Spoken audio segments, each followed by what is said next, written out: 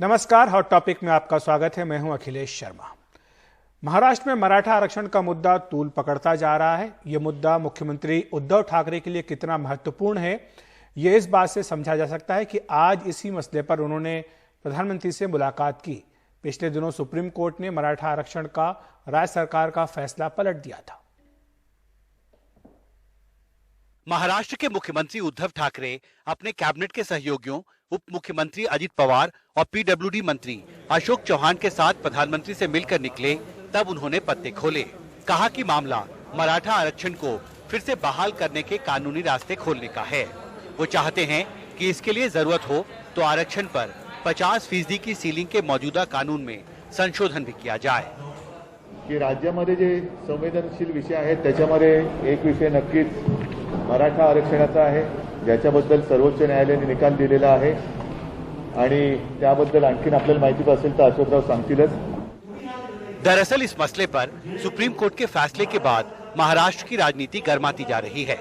दिलचस्प ये है कि इसके बाद उद्धव ठाकरे ने प्रधानमंत्री से अकेले में मिलने का समय मांगा और मुलाकात की। पत्रकारों ने उद्धव ठाकरे से जब इस मुलाकात की जानकारी चाही तो कुछ यूं जवाब मिला। आज राजनीतिक रूपरेखे तो हम उनके साथ नहीं है, लेकिन इसका मतलब ये नहीं कि हमारा रिश्ता टूट गया। मैंने कल भी बात कही थी, मेरे साक्षात्कार में शायद लोकसत्ता ने दिया था तब, तो इसमें कोई गलत बात नहीं है कि मैं अगर मिलूं, मैं कोई नवाज शरीफ से नहीं मिलने गया था।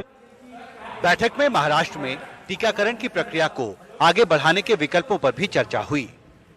मराठा समुदाय को आरक्षण देने के मसले पर सुप्रीम कोर्ट के फैसले के बाद ये पूरा मुद्दा राजनीतिक तौर पर बेहद ही संवेदनशील और पेचीदा हो गया है। उद्धव ठाकरे चाहते हैं कि भारत सरकार मराठा समुदाय को आरक्षण की सुविधा मुहैया कराने के लिए जो इस पर सीलिंग लगी है 50% की, उसे हटाने के लिए कानूनी पहल शुरू करे। लेकिन मुश्किल ये है कि अगर मराठा समुदाय के लिए सरकार इस तरह की कोई पहल करती है तो आने वाले दिनों में उसे दूसरे राज्यों से भी इस तरह की मांगों से निपटना पड़ेगा। दिल्ली से शशिकांत झा के साथ हिमांशु शेखर, एनडीटीवी इंडिया। सांसद नवनीत कौर राणा की लोकसभा सदस्यता खतरे में पड़ गई है। बॉम्बे हाईकोर्ट ने नवनीत कौर राणा के जाति प्रमाण पत्र को निरस्त करते हुए 2 लाख रुपए का जुर्माना भी लगा दिया। पूर्व सांसद और शिवसेना नेता आनंदराव अडसुल ने जाति प्रमाण पत्र को फर्जी बताते हुए बॉम्बे हाईकोर्ट में अर्जी दी थी। दूसरी तरफ नवनीत कौर राणा का कहना है कि वो इस फैसले को सुप्रीम कोर्ट में चुनौती देंगी। अमरावती से सांसद और पूर्व अभिनेत्री नवनीत कौर राणा का जाति प्रमाण पत्र फर्जी पाया गया है। बॉम्बे हाईकोर्ट ने प्रमाण पत्र को निरस्त करते हुए नवनीत कौर राणा पर 2 लाख रुपए का जुर्माना भी ठोका है। अदालत के इस फैसले के बाद शिवसैनिक खुश हैं। शिवसेना नेता आनंदराव अडसुल ने नवनीत राणा के जाति प्रमाण पत्र को फर्जी बताकर अदालत में चुनौती दी थी। जो है वो सामने आया है, कोर्ट ऐसा निर्णय नहीं देती है। ये भी उनको पता चलता है, जो भी हमने पेपर सबमिट किए हैं, जिस तरीके से आर्ग्यूमेंट हुआ है, उनके पेपर देखे हैं, बाद में जजमेंट दिया है, तो जजमेंट स्पेसिफिक दिया है कि ये फेक सर्टिफिकेट है, वैलिडिटी फेक है, दोनों सरेंडर करने को बोल दिया है।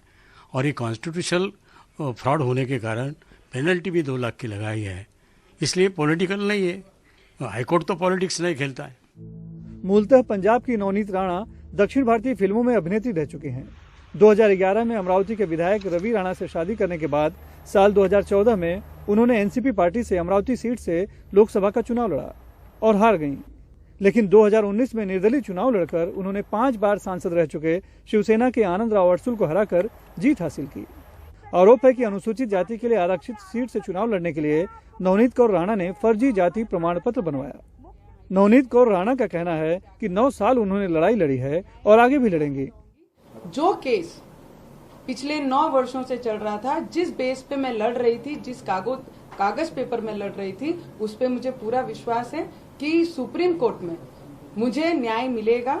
और इसके पीछे कहीं ना कहीं कहां पर खिचड़ी बनी है, खिचड़ी कहां पे किस तरीके से बनी है, उसे मुझे स्पष्टीकरण देने की जरूरत नहीं है। वो सभी को पता है कहां पे कैसे क्या करके बना है ये सब। निर्दलीय सांसद नवनीत कौर राणा शिवसेना की मुखर विरोधी हैं, जबकि बीजेपी और प्रधानमंत्री नरेंद्र मोदी की समर्थक। बॉम्बे हाईकोर्ट के फैसले को उन्होंने राजनीतिक बताते हुए सुप्रीम कोर्ट में चुनौती देने का दावा तो किया है, लेकिन उनके दामन पर दाग तो लग ही गया है। मुंबई से कैमरामैन प्रवीण रोहित का सुनील सिंह, एनडीटीवी इंडिया के लिए।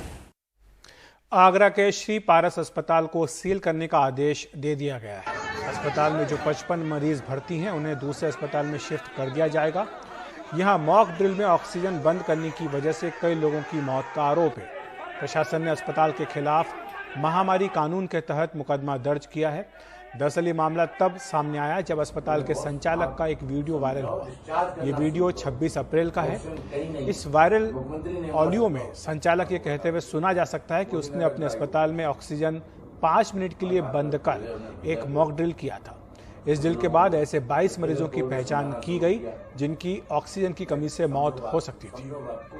समझदार भी थे उसमें। जो भी मैंने अपनी वाइफ को 23 अप्रैल को मैंने पारस हॉस्पिटल में अपनी वाइफ को एडमिट कराया था, क्योंकि उसको पोस्ट कोविड कॉम्प्लिकेशंस हो रहे थे, क्योंकि उसकी जो मृत्यु हुई वो 27 अप्रैल को हुई है।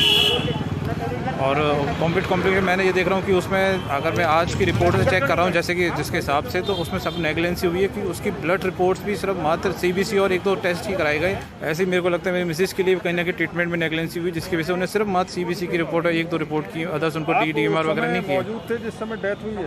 हाँ, मैं उस समय मौजूद था। तो हॉस्पिटल के अंदर कितने लोगों की उस समय डेथ हुई थी? कितनी डेथ बॉडी? मैं समझता हूँ कि जिस समय मैं ICU में था, जब मेरे फादर थे या मेरे मिसेज थी, तो ICU मेरे सामने देखते देखते ऑलमोस्ट पूरा खाली हो चुका था। 26 तारीख को मेरे पास डॉक्टर अरविंद जैन साहब का फ़ोन आता है। वो मुझसे कहते हैं, अशोक भाई हम आपके फादर को नहीं बचा पाएंगे। मैंने पूछा है डॉक्टर साहब ये क्या कह रहे हो आप तो भगवान का रूप हो। तब इनका ये कहना था कि वो बात ठीक है, लेकिन ऑक्सीजन की कमी है अशोक भाई, और ऑक्सीजन के बिना मैं आपके फादर को नहीं रख सकता। हम लोग 6 सिलेंडर लेके यहाँ पर पारस के स्टाफ के साथ मैं आ गया। बहुत मुश्किल 10 या 15 मिनट के बाद ही मेरे बेटे का फ़ोन मेरे पास आता है और मेरा बेटा मुझसे कहता है कि पापा आप जल्दी से जो है हॉस्पिटल आ जाइए कि दादू की हालत बहुत ज़्यादा सीरियस हो गई है। जब तक मैं यहाँ आया तो डॉक्टर साहब ने मेरे से 2 शब्द कहे कि I am sorry, he is no more. Bihar में लॉकडाउन खत्म कर दिया गया है। मुख्यमंत्री नीतीश कुमार ने आज ट्वीट कर कहा कि लॉकडाउन से कोरोना संक्रमण में कमी आई, अतः लॉकडाउन खत्म करते हुए शाम 7 बजे से सुबह 5 बजे तक रात्रि कर्फ्यू जारी रहेगा। 50% उपस्थिति के साथ सरकार एवं निजी कार्यालय 4 बजे अपराह्न तक खुले रहेंगे। दुकान खुलने की अवधि अब 5 बजे अपराह्न तक बढ़ाई जाएगी। ऑनलाइन शिक्षण कार्य किए जा सकेंगे। निजी वाहन चलने की अनुमति रहेगी। यह व्यवस्था अगले 1 सप्ताह तक जारी रहेगी। अब भी भीड़ भाड़ से बचने की आवश्यकता है। एक देश में एक ही समय कोरोना के मरीज के उपचार को लेकर 2 अलग अलग गाइडलाइन, एक केंद्रीय स्वास्थ्य मंत्रालय की वेबसाइट पर है तो दूसरी केंद्रीय स्वास्थ्य मंत्रालय के तहत आने वाली डायरेक्टोरेट जनरल हेल्थ सर्विस की वेबसाइट पर। 2 तरह की क्लिनिकल मैनेजमेंट की गाइडलाइन है, एक तो स्वास्थ्य मंत्रालय की वेबसाइट पर है और दूसरी गाइडलाइन जो है वो DGHS की वेबसाइट पे है। इसमें दोनों में फर्क ये है कि दोनों गाइडलाइन सिमिलर नहीं है। किसी में आइवरमेक्टिन को हटा दिया गया है, हाइड्रोक्सीक्लोरोक्विन को हटा दिया गया है, भाप लेने की जो बात कही गई उसको हटा दिया गया है। तो ये तमाम चीज़ों को लेके गाइडलाइन को लेके कंफ्यूजन है कि किस गाइडलाइन को माना जाए, और 2 गाइडलाइन एक ही वक्त में एक ही देश में एक ही समय पे कैसे मुमकिन हो सकता है सर, कोविड के 19 पेशेंट्स को लेके? आई थिंक इसमें कोई कंफ्यूजन नहीं है। आप लोगों की दृष्टि में इस मंच से कंटिन्यूड बेसिस पर बताया गया है कि जो मिनिस्ट्री ऑफ हेल्थ की जो वेबसाइट है उस पर डिटेल्ड गाइडलाइंस अवेलेबल है कि क्लिनिकल मैनेजमेंट प्रोटोकॉल विच समय इवॉल्व हो रहा है। एंड इफ यू रिमेंबर कि हमने as per the evolving evidences from the national task force chaired by sir Paul sir, DG ICMR, उनके लेवल पर और joint monitoring group which is headed by DGHS, उनके level पर एक विस्तृत चर्चा के बाद जब detailed guidelines based on evidence all experts come to a common clarity, फिर वह मंत्रालय में आती है, जिसको मंत्रालय में एग्जामिन करने के बाद आफ्टर ड्यू प्रोसेस उसको मिनिस्ट्री ऑफ हेल्थ की वेबसाइट पर लाया जाता है। जवाब मिला, पर सवाल फिर भी वही है कि जब बदलाव को लेकर चर्चा का दौर चल रहा था तब DGHS की वेबसाइट पर गाइडलाइन आखिर डली कैसे? स्वास्थ्य मंत्रालय की वेबसाइट पर 24 मई की गाइडलाइन है, जबकि डायरेक्टोरेट जनरल हेल्थ सर्विसेज की वेबसाइट पर 27 मई की। इसमें DGHS की वेबसाइट पर नई गाइडलाइन में HCQ और आइवरमेक्टिन दवाई को इलाज से हटाया गया है। वहीं गाइडलाइन में स्टीम एंटीबायोटिक लेने का कोई जिक्र नहीं। जबकि ये सब स्वास्थ्य मंत्रालय वाली गाइडलाइन का हिस्सा हैं। टोसिलीजुमैब डोजेज को डीजीएचएस ने बढ़ाया है। डेक्सामेथासोन के डोजेज में भी स्वास्थ्य मंत्रालय की गाइडलाइन से बदलाव है। अगर किसी को कोरोना पॉजिटिव है तो ये कहा जाता है कि आप गरारे करिए और यू कैन टेक स्टीम। हमारे प्रोटोकॉल में भी लिखा होता है। प्रेस कॉन्फ्रेंस के दौरान जब नई गाइडलाइन पर सवाल पूछा गया तो जवाब मिला कि उस पर काम चल रहा है। जब वो फाइनल नहीं है तो वेबसाइट पर कैसे है? जवाब सुनिए। जिस आप डाउट की बात कर रहे हैं उसमें मेरा आपसे एक ही रिक्वेस्ट है कि जो गाइडलाइंस डीजीएचएस साहब की वेबसाइट पर की गई हैं, they are work in process, जिसको नेशनल टास्क फोर्स और public health experts along with DGHS साहब उसको एग्जामिन कर रहे हैं। और जैसे ही उन गाइडलाइंस को सारे एक्सपर्ट्स एक कॉमन प्रोसेस के थ्रू आइडेंटिफाई करके जब वो भेजी जाएंगी, तब अगर based on the emerging evidence कोई नया चेंजेस लाना होगा तो मिनिस्ट्री ऑफ हेल्थ की वेबसाइट पर के द्वारा हम आपको सूचित करेंगे। ऐसी चूक से चिंता बढ़ सकती है। जब शोध खोज चर्चा चल रही हो तो ऐसी गाइडलाइन को क्या पब्लिक करना चाहिए?